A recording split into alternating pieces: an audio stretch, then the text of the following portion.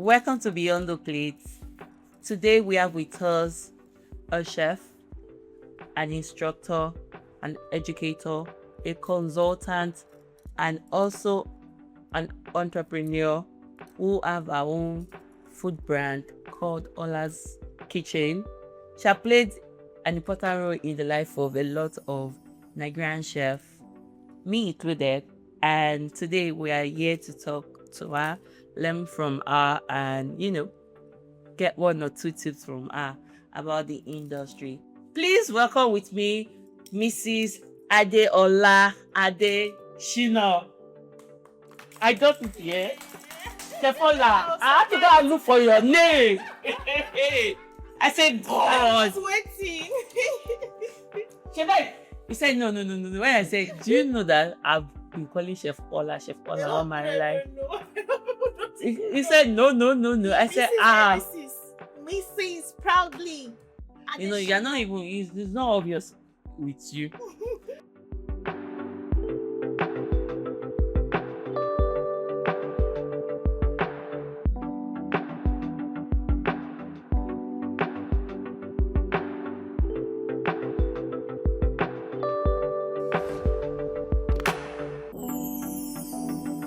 I'm an just instructor for over a decade.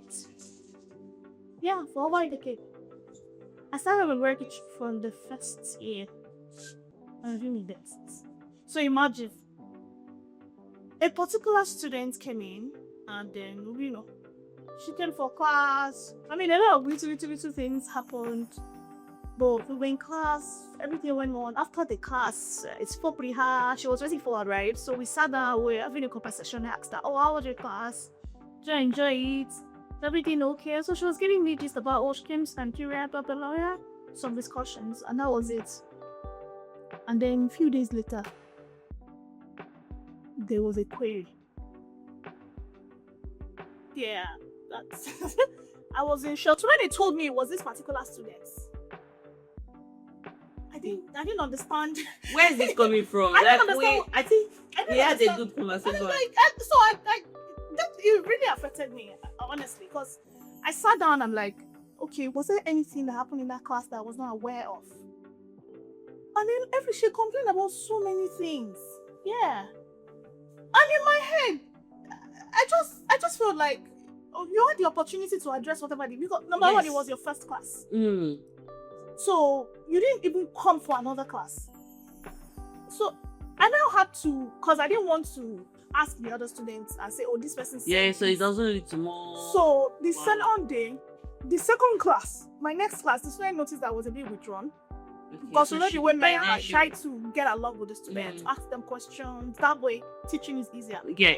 So by the third class, one of them now came to us and I felt like you were a bit off. The first time was different. Was anything going on? I now told her, I said, I don't know, because I felt like some of you didn't like how the class went the first time. Let's say. I was trying to, and all of a sudden, the person I was speaking to just said, no. And I said, but which one of you in this class has issues with the first class? Everybody was like, no, I only the auntie that did not show up again. I chose her. So she didn't come after that first day. But guess what?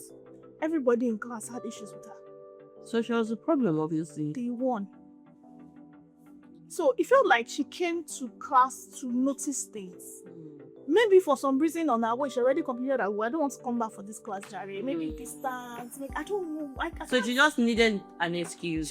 And you were the best one for her. I wasn't even the only one though. She had issues with my sous chef as well. She had something to say about that.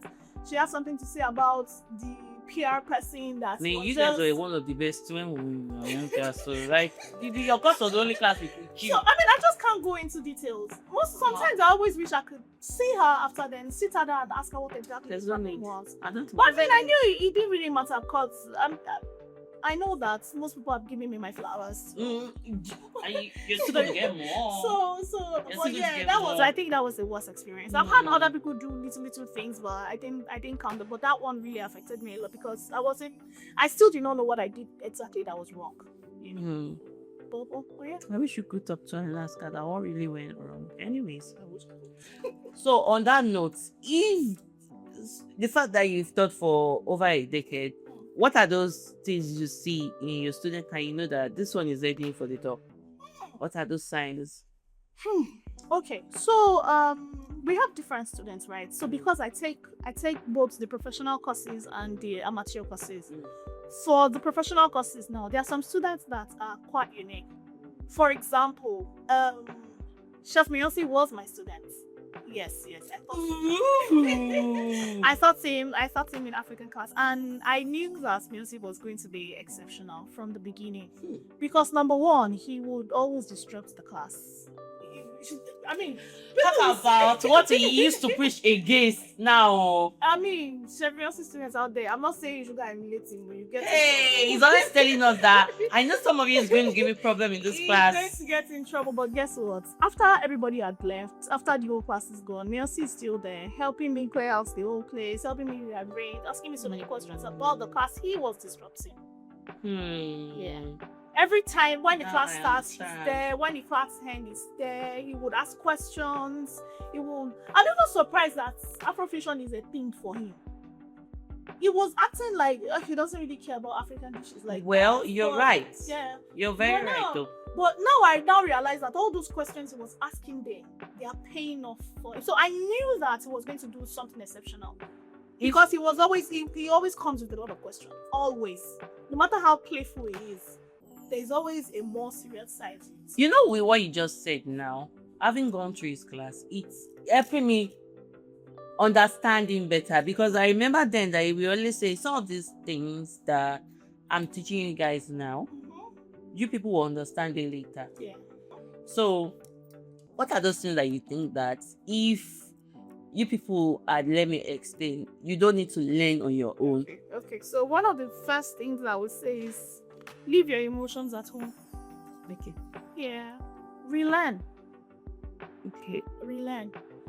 Let's say something as simple as jollof rice. If you go to an institute or you go to an individual that I want to learn how to do these things, calm down and learn what that person wants to teach you. Regardless of whether you think you know how to do it better than that person or not, you paid for that service. So calm down and learn whatever that person wants to teach you. You will take one or two things out of it.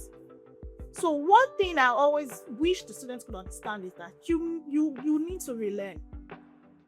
Unlearn whatever you think you know before, and then come back and learn again. Because trust me, whatever you take away from each class, one or two things will stand out that will be useful for you in the future. It might not be today, it might not be tomorrow. It will always be useful. Now, leave your emotions at home. There are so many times where students will say, oh, the instructors, they scream a lot. One thing I want students out there to understand is that it is difficult to teach adults. It is actually. It is very difficult because they don't stay in line, they don't listen. And some people look at you and feel like, oh, if I even look at her, I hate her, I'm older than her. So why is she talking to me like that? And something that will come with, we already know this. It's just a certificate I need. So what do you like think you just know? a certificate. That's why I say, unlearn whatever you think you know. Leave it at the gates. When you are going back, take it. Just drop it. Just drop it there. You paid for a service, so calm down and accept whatever it is they want to teach you. Even if the person is an olodo, the person has experience. So imagine something I've done year 1, year 2, year 3, year in, year out. Obviously, I've learned and I've grown and I've expanded in experience and knowledge. So I obviously know more than you. So please calm down. Chill. That's just the word. Just chill and learn.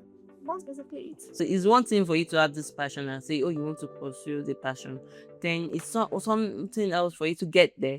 I actually see that it's not as easy as you thought. And another thing I noticed is that for our industry, if you really want to be a chef and you want to blow, you have to have some kind of money backing. I don't think there's anything in this world now that you don't need money for. Right? Yeah, well. There is nothing in this world right now that you don't need money for. You need money to move about. You need money to... Okay, let's say for instance now, how do I get better? Yeah. How do I become better at what I'm doing? Practice. You need to practice. Act of service. I always tell people act of service is very key in this industry. Who have you worked with? Mentorship. Mentorship is good. But I know some people will say, oh, a lot of chefs don't like to mentor. Not that they don't want to mentor. I've had students that will come to me and say, Chef Hurlar, I know that you're a caterer. Please, whenever you have events. Chef Hurlar, speak for yourself. You know, personally, I've been telling you that how is it possible that you've not been corrupted with all this? I'm going to tell you for free. So there was this person that, okay, they're even friends of mine that we finished together, and sometimes if I know that is something that is my strength and I want them to do it as well, and it's kind of their own strength, so it becomes, do you get what I mean? And I've seen people too that have been in that industry that when you talk to them and say, oh, they will rather ask you to pay for it, so they will not make it look like it. So when we were supposed to go for internship is something that I feel is like what you said, out of service from the other person's part. So now tell me why somebody's telling me to pay for an internship, and now they have a name for it. They will tell you that you have to pay to get that knowledge, that the best way to get your mentor to notice you is for you to be ready, willing to pay for it. Okay. That's how it is now. Because that's why I said you're speaking for yourself. Aside, even in our own industry, I've seen other industry that somebody wants to mentor you to whatever it is. They will tell you that, yeah, so I have a class, and that class you have to pay maybe $500, whatever money. I mean, everybody needs money, like you said earlier, but so it's looking like now people are not ready to do that mentorship thing for free. Thank you. That's it. They want to monetize it. So that way, it's not easy for people to just say, "Oh, please come and mentor me." Okay. So if I come in, if I monetize the number of people I've mentored, I probably would have bought. You would be out in Banana Island right now. I don't buy a house. Hi. If I have monetized every single person, both friends, both students that I have mentored, I've helped them to start their career. Some of them are doing better than I am, and I'm proud of that. You know, even if sometimes when some people are saying their story, oh, when I started, I don't hear my name. I feel bad sometimes, but I'm still happy that I can say to myself that I was part of that. Yeah. I've had people that they don't even know where to go and buy what. I'm the one that will say, okay, I can take you. And some of my friends say, are you all right? What do you mean you can take them? Tell them to pay you. Actually, I've started doing that now. Good. I started doing that now, but it doesn't mean that there are not few things that I will do for people for free.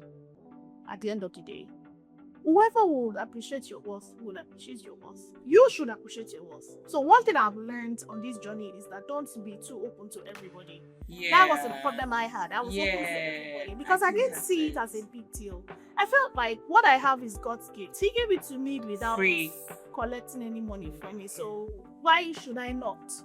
If I can. But I've realized that human beings are very, very funny people. So I do not blame the people that monetize mentorship. I don't think it's I think we even take it more serious. Yes, it will be taken more like serious. A business thing. So if you know you are paying for something, you won't waste that person's time. Yeah. So yes, monetize it all you can, and it's because mentorship is a lot. If I've used so many years to gather in my experience, that means that I've learned through tears, I've learned through hardship, I've learned through a lot of uncomfortable situations. And then you're coming to learn all those things from me for free. You'll probably not even appreciate it because the times when I've had to go to one corner and cry for 5 minutes, then dust myself up and come back again to give good results. You didn't know that part. So yes, if anybody can monetize their knowledge, they should. They should. I don't think it should be done for free. Have I done it for free several times? Am I still going to be doing it for free? Maybe no. Not anymore. Not anymore. You have a point there. Then another thing I think is that sometimes I try to put myself in the other person's shoes and thinking, okay, let's say I'm good in cooking ewagoyin. And let me just say that after our class on ewagoyin, I started cooking ewagoyin, and I've loved ewagoyin outside my kitchen since we had that class. Are you serious? I'm not even lying. And now I boast of it. Like if my sister or my mom is coming to visit, I'm like, Emma or Emma Jowa going. And but imagine now that I'm good at ewa going and I want to teach somebody to cook ewa going. And in my mind, I'm thinking, am I not creating more like competitors For yourself. myself? So sometimes I try to put myself in the other person's shoes. Like maybe if you pay me to learn, in my mind I would think, okay, I've made this out of this. So whatever. So if you do it good, all well and good. So Yeah. I try to want to put myself in that person's shoes as well. So I think you're totally right. If you want to monetize this now, Please. so let's get to know Chef Hurlar before she became a chef, an instructor, a consultant, and an educator, and an entrepreneur.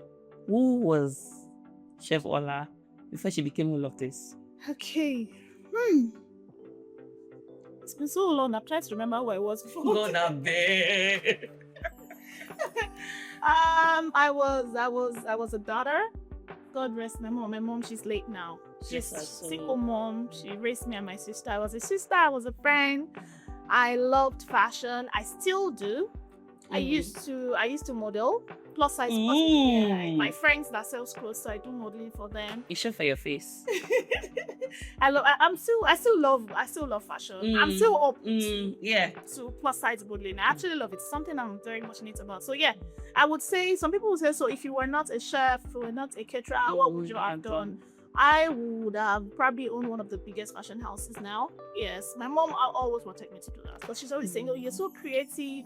I remember then, while growing up, when we have ashwebi, and then I take my own ashwebi to the tailors, and my tailor there will say, "Whose clothes is this?" Once they say it's my own, she say, "I'm in Fewala. I don't want to call them. Let her just come and choose her style." Because no matter what style they choose for me, there's always, I'll just say, maybe you should have bent the snake like this. And my mom will say, "Why not just go and learn this thing? Or I can just look at 2 outfits and I can wear 2 outfits in 5 different ways." And you will still be wondering, "Oh, I like this your fit." I'm like, "No, this is the one I wore the last time I went to so place," and you'll be surprised. So yeah, before all this, before the cooking, before the mentorship, before the consulting, I would have been a fashionpreneur. It was something I loved doing. So I would say I'm a woman of many talents. I know how to make hair. I can braid your hair. I can do Ghana weaving. Yes, I'm very hands-on. So before all this, I was that. So at what point did you decide that, okay, I want to be a chef? So I don't think I've ever said any of this to anybody before. I will say thank you to Chef Stone. Yes, thank you, Chef Stone. He's my boss at Reddish Chronicles. He was the first person that said it was called me randomly. So we were friends and then we used to talk. So when he was starting his culinary, he taught me. Chef Stone taught me, yes. So I did some of his classes then. And then, when he wanted to start, I said, "Oh, I know you know how to cook. The person that's supposed to come for this class did not show up. Can you come and take the class?" I'm like, "Which class? How?" "I just know how to cook, but I don't know how to teach." And he was like, "I'm sure you do just fine. Just, until I find somebody to replace her, take the class." I said, "Okay, I will try my best." The night before, I did not sleep. Hey, God, anxiety. I was so nervous. I can imagine. Because I don't even know how to start, where to start. I know that I'm good at what I do. I knew I was a very, very good cook. But, how to now say, "Oh, okay, you put oil, I didn't know what to do. But I knew that somebody believed in me. He saw something in me that even I did not see in myself. Chef So said, "You just think you don't know how to do it. If I did not think you do not know, I'll not tell you to come." And then I went. Day 1, I did the class. It was although I did most of the job for the students. God, I did all the washing, all the prepping. I was just instructing them, telling them that, okay, so you do this like this. So instead of me to say, "Okay, so you come here, cut these veggies this way," I will just be showing them and say, "So you cut it this way." And before I know it, I've done all the prep by myself. Chill. Right. So I think that was what the students, what they enjoyed, and they just said, "You know what?" The students said they wanted to go back there. So I'm like, But he would now watch the way I teach, and then he would now put me through and say, "So you don't do this for the students. You tell them to do it, or you don't do this way. You show them how to do it." And this is me, 12 years later. Wow. And I'm grateful for the opportunity. I can just imagine the whole thing you went through, because you're making it sound like it was just an easy ride. It wasn't. So, were you a chef before you decided to have your own catering brand? Yes, I was. So what I usually do then was because I know how to cook and I love cooking. So when my friends have birthday parties, they'll say, Diola knows how to cook. Now let her tell her to cook jollof rice for us. Most of the time, they'll not even give you complete money. I will use my money to cook it. No, see, wherever they are now, all my friends and family, they milked that knowledge I had. And I'm happy because it helps me a lot. Because the more you put things into practice, the better you get at it. So, and they will just say that, oh yeah, now somebody wants to, next week is somebody's birthday. Oh yeah, come on. Cool. I say, okay, no problem. Now I'll just cook. And then that's it. And then one time I went to University of Ilorin for a while before I now came back and I went to LASU. I finished from LASU. So LASU was on strike then. And, in the process of just sitting at home, there's this school there. It's called Mix and Bake. It's a catering school. Yes. So it's a catering school. And so I just didn't want to sit at home doing nothing. And guess what? I was also working 9 to 5. So I did a part-time. Yes, I did part-time. I did part-time. My classes were from 5 o'clock to sometimes 9 p.m. at night. So after work, I go to school. So I'm like, let me just use this knowledge to do something. So I went to Mix and Bake. So Mix and Bake had there's a baking class and there's a cooking class. So I took both baking and cooking class just because I didn't want to be idle. But I fell in love right there and then. So from something that I just wanted to just look for something to do while not just sitting at home, it became something I was now very passionate about. So after Mix and Bake, I started cooking more often. I started taking more gigs. But I did not become a chef. And then when I now met Chef Stone, he was going to have a class then in his kitchen at Emeda. So I did some of those classes. I realized that, okay, I actually really do enjoy this. So I had baking knowledge, I had cooking knowledge, I had practical knowledge. So that was how it just started. That's how it just started. So Chef Stone taught me, then I became a chef instructor at his culinary school. And then after a few years, I started getting more cooking gigs. Then from there, I went into catering. So what would you say was the hardest part of the whole thing for you? You knew how to cook, but you had to learn how to teach as well. I know sometimes the customers can be a lot of work. I have a lot of experiences. So what would you say was the hardest? Pricing. Pricing was one of the hardest things for me. So then back then I used to do soup bowls, right? But I was mainly doing it for my friends and my family. So when they say, oh, come and do soup. So before all this soup bowl became a thing, I would say I was one of the pioneers. Just show that. So a friend of mine there, his name is Bolaji. Bolaji was a very good friend to me. He was one of the first person that, encouraged me. Then it was during Ramadan. I can remember very well. His wife was not in Nigeria. And then he said, oh, that's fasting period, that he doesn't even know how he's going to go about it. I said, I don't know. And I said, okay, so if you will cook a bowl of soup for me, now how much will you collect? I said, collect, I don't know. Let's just go and buy every day. I will just cook it and send it to you. He was like, no. It's not something I want you to do for me once. It's something I want you to be doing for me. So that during this fasting period, It to be easy. it will be easy. So I will pay you. I didn't know how much to tell him to bring. So I will usually just write all the ingredients out and tell him that these are all the ingredients. So what's your own workmanship? He would just look at me and shake his head. Just give me money. Give me money for ingredients and give me extra money. Yeah. So I then he just told me, you can be doing this thing now. I have a few people too that might be interested. So when you cook, at that time it was BBM. So you just post it on your BBM status. That's a low time. Ancient of days. God. Please don't ask for my age. Because I can remember I'm still trying to get admission. Yeah. Ah. Yeah. So that I was like, but yeah, one of the most difficult parts of it was Pricing. Yeah, pricing it took a lot out of me. So many times I would, do a job and I will not make 1 naira. I've done jobs that I'd even lost money in the process. I've done jobs that I've had to foot half of the bill because I didn't get my pricing well. But with experience, talking to people here and there, like I said, I'll learn. And I relearned. That's but yeah, pricing was the most difficult part. So as an African cuisine instructor, yeah, and a chef too. If people come ahead and say that African food is not defined enough for fine dining, what would you say? You tell them they are shallow-minded, they are small-minded. I don't think there is any cuisine, be it African or continental or Asian, whatever. Any cuisine can be anything you want it to be. Creativity is a mind thing. Okay. Yes. So, however you decide to manipulate an ingredient depends on how creative you are. Being an African cuisine does not even say I'm certified to be an Afrofusion chef.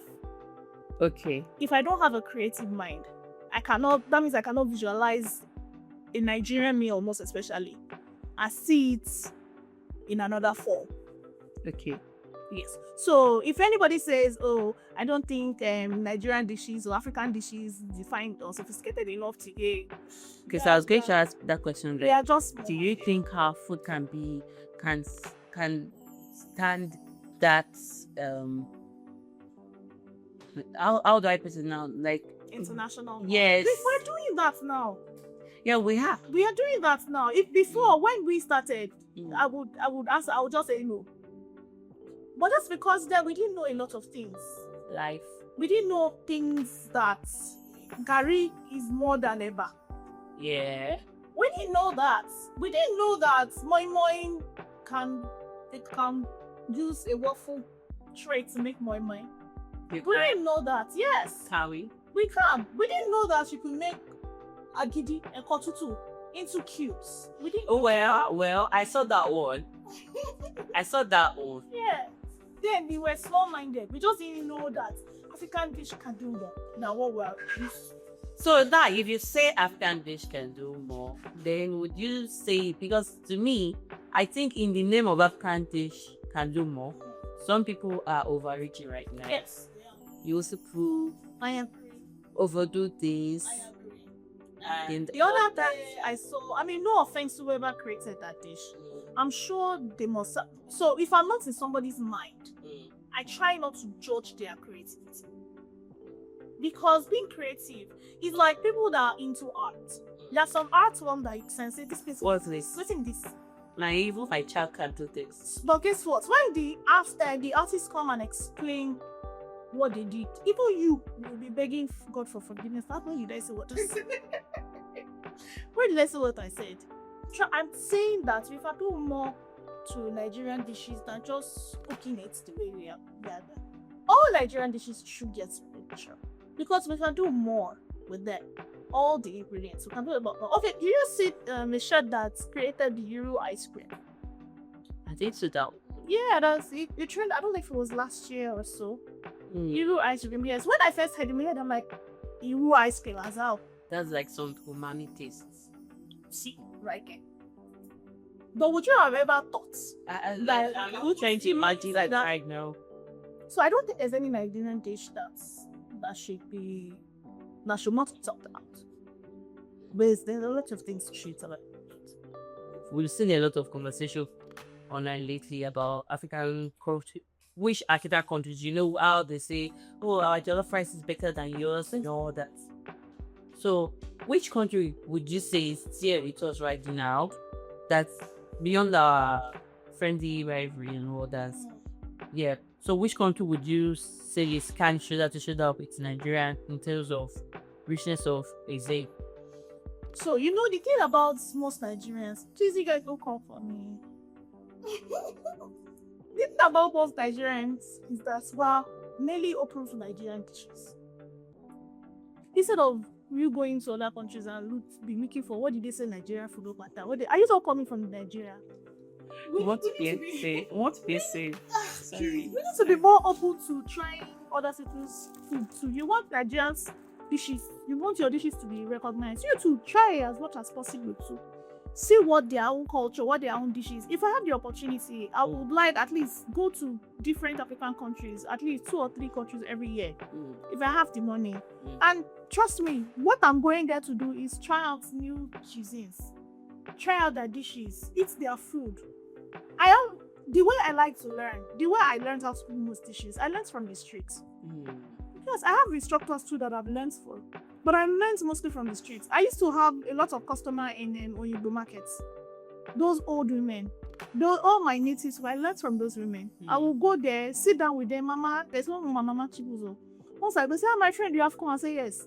I will buy spices from them. They will tell me alternative ways to use those spices. Tell me alternative names. Tell me different ways to cook different dishes. I like to learn from the source, learn from the. I would want to even if I say sponsor say someone else sponsor me, maybe Edinburgh. I would love to learn, go to different parts of Nigeria first before I even think of going outside Nigeria. Do you know how many tribes we have in Nigeria that are unique to their own dishes and their own meals? Yeah. There are lots of Nigerian meals that we don't even know about. Lots of Nigerian meals that we've never even heard about. And you will be surprised. So I think we should, first of all, be more open to our own dishes before we now even start to now think of other people's. So when you go to other people's country, try their dishes, try their meals. Don't be going to India and be saying, is there no Nigerian restaurant? So what country will you say is there with us right now that you say that, okay, you know what, this country, they also have different dishes, their dish are worth trying? I know Brazil has similar staples that we have, yes. And I know that. So I know that because there was a time Chef Stone went there, and so we learned more about his journey. He was documenting some of them. I know they have a lot of like nice dishes that can be elevated and all that. So yeah, I would say South Africa.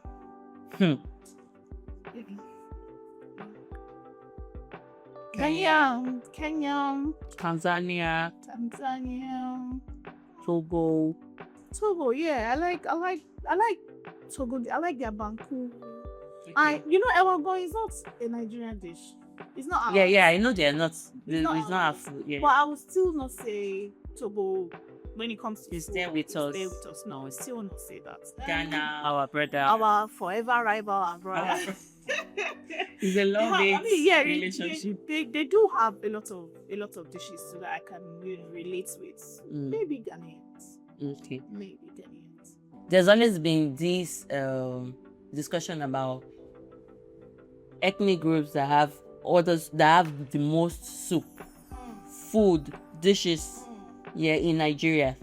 For you, which ethnic group would you say? So that people will understand. So when we say Yoruba, we say Hausa, Igbo, Calabar, Delta. I know Yoruba, but we don't really have a lot of. Okay, I mean, I am a Yoruba girl. I'm not throwing shades. I'm not. I'm not throwing shades. But I know Calabar people have a lot of. They do. They have a lot of soups. They do. And they are so nutritious. And very delicious. Very delicious and rich in flavor. So yeah, I would say I'll choose Calabar. So if you're saying Calabar now, how about Delta? Because I know they have those fisherman soup. They have all those. Delta too, yes. I'll say Calabar, I'll say Delta, I'll say Igbo. So you say Yoruba is not there? I did not say that. Egbami. I did not say that though. I'm just saying we don't have a lot of. It's not me. I'm not. Don't worry. So how do you balance authenticity with modern presentation? Yes, so I was going to say that one of the issue I think we have is presentation. Maybe plating. Yeah. So there are some dishes that I don't think you should try to overly place. Like which one ones? Of those dishes is amala. Thank you. A beautiful bowl of amala. When you put your amala, spread the middle. Put your begiri. put your ewedu, add your stew, assorted pomo, ẹja tútù. That is gold in a bowl already. Why are you trying to mold amala? Why are you trying to pipe amala?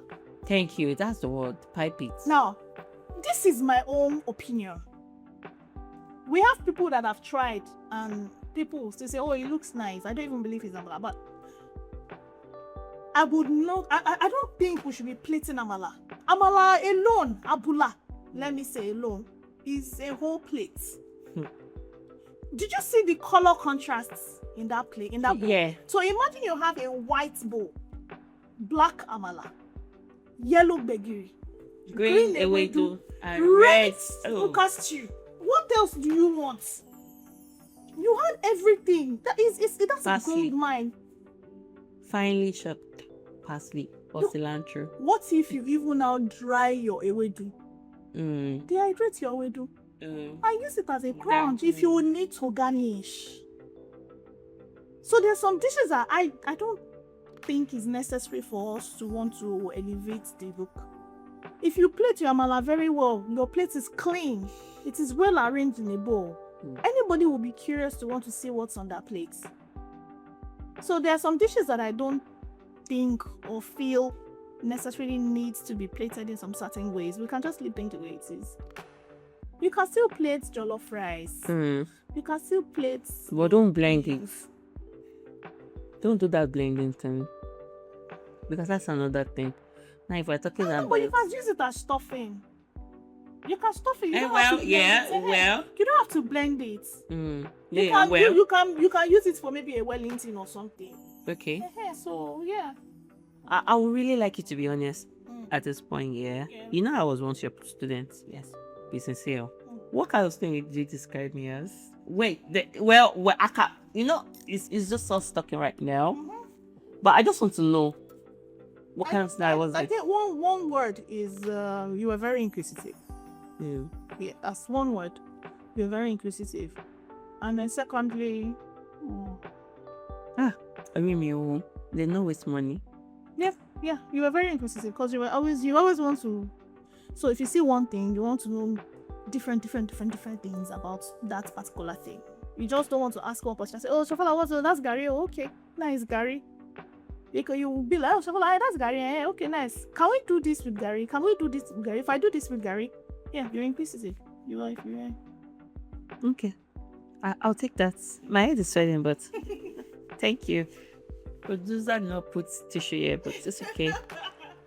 What does consultation involve when you're consulting for a brand? Okay.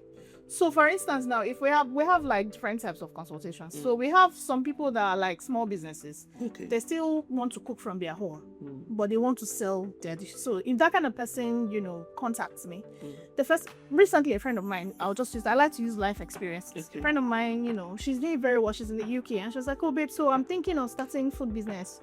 But she already has a job. She works in a restaurant already. So I told her, I said, you know what? First of all, sit down and think about what you like to cook. Okay. So that's where I come in. It's easy for you to wake up today and say, I want to start cooking.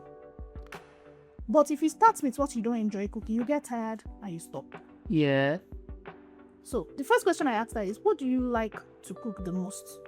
I said, oh, I like to cook rice. I said, so if you like to cook rice, we have almost 10 different ways of cooking rice. Right. So do beyond jollof rice.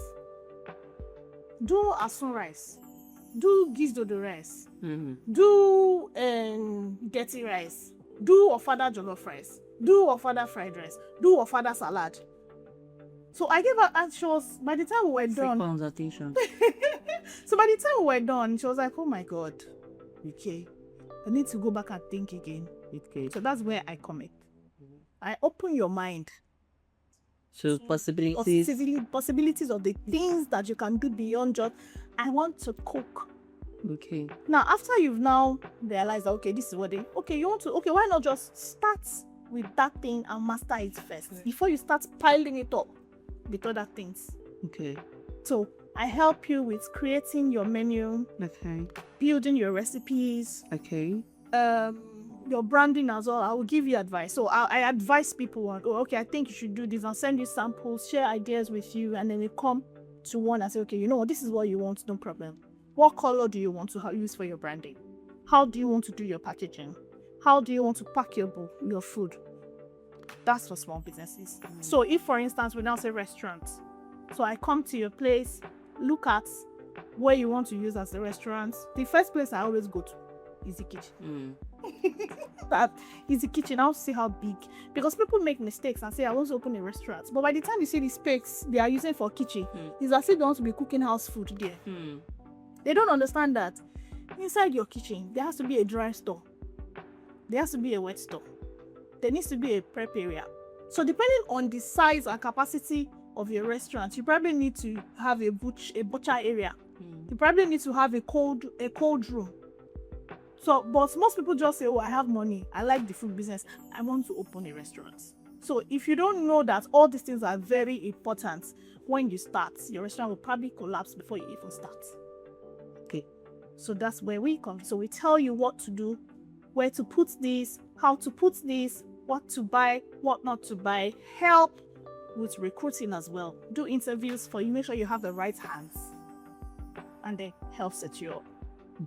So with what you said now, if I want to start a business, a food business now, should I come to you before I even purchase my location?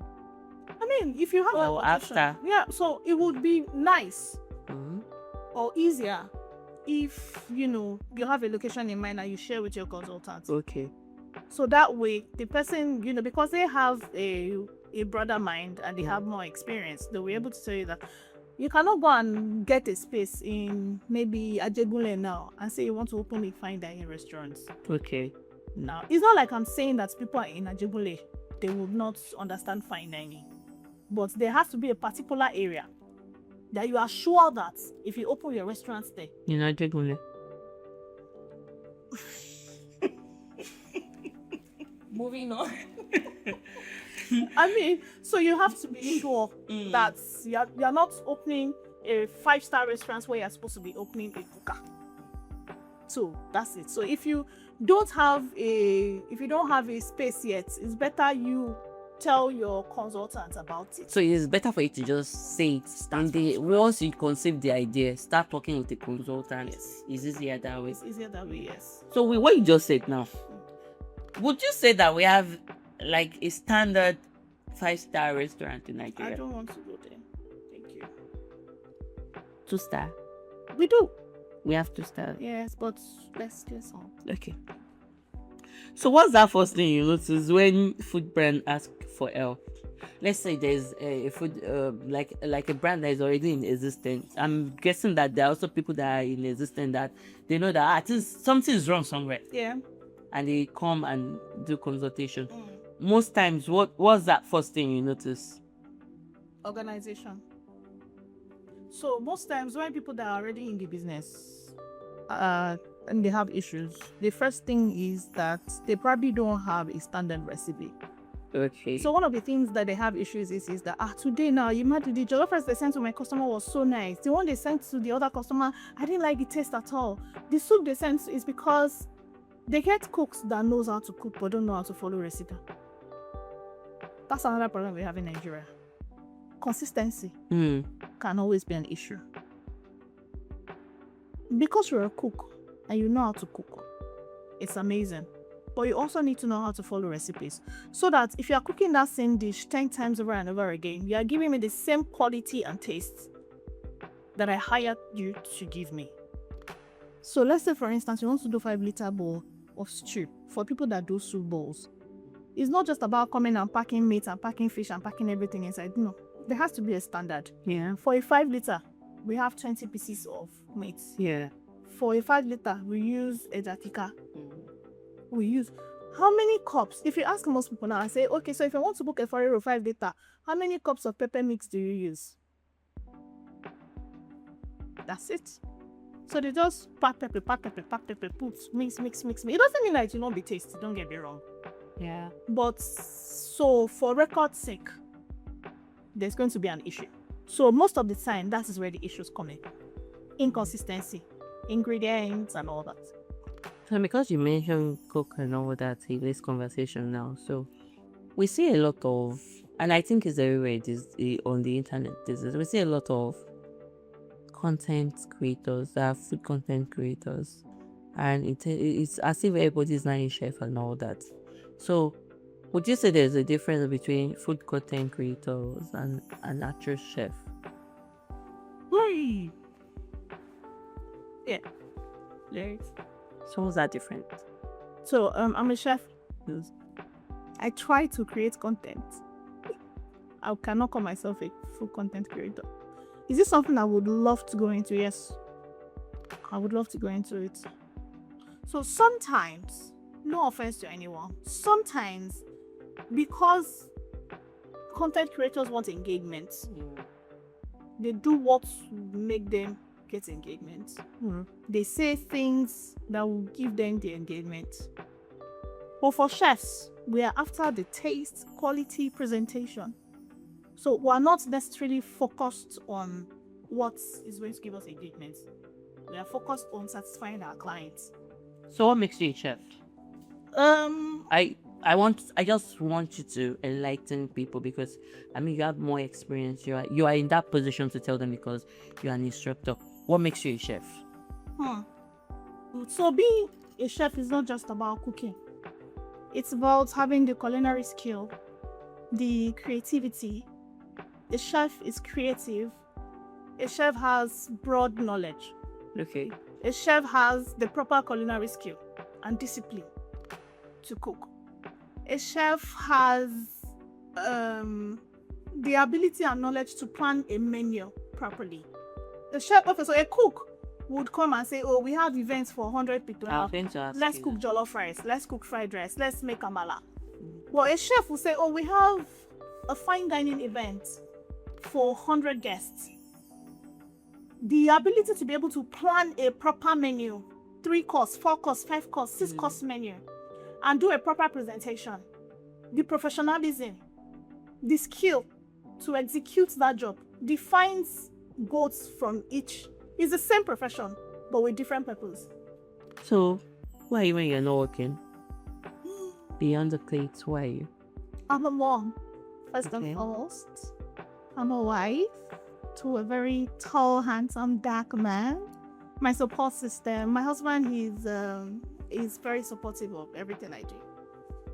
The reason a lot of people say, "Oh, how do you combine it? Chef Hurlar, how do you do it? You're married, you have kids. How are you able to go for this event, take these classes?" I know I take classes in different places. So it's because I have a man that supports my dream. He knows what I like to do and he accepts that. So on the days when, let me just say, we balance things for each other.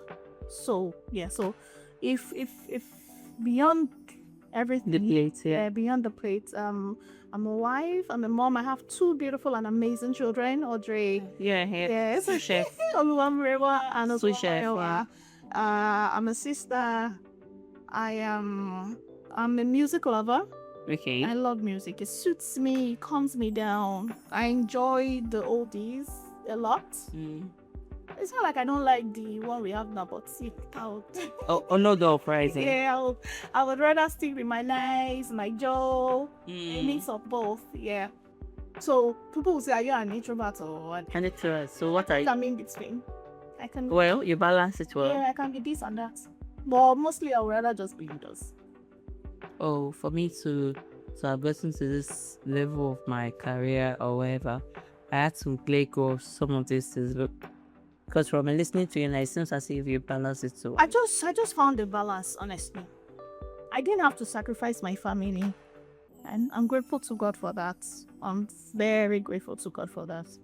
I didn't have to sacrifice spending time with my children. Sometimes I take my children to a job. It can be, I do. It can be very uncomfortable sometimes because the kids want your attention. But if I have to, yes, I will take my children to an event. So as a chef and a food consultant, if you're whenever you visit a restaurant, what are those things you look out for? What are those things that you know that, oh, I'm going to return to this restaurant and definitely? Service. Before food, for me, is the service. I tell a lot of people that your staff what makes and breaks your business is the service.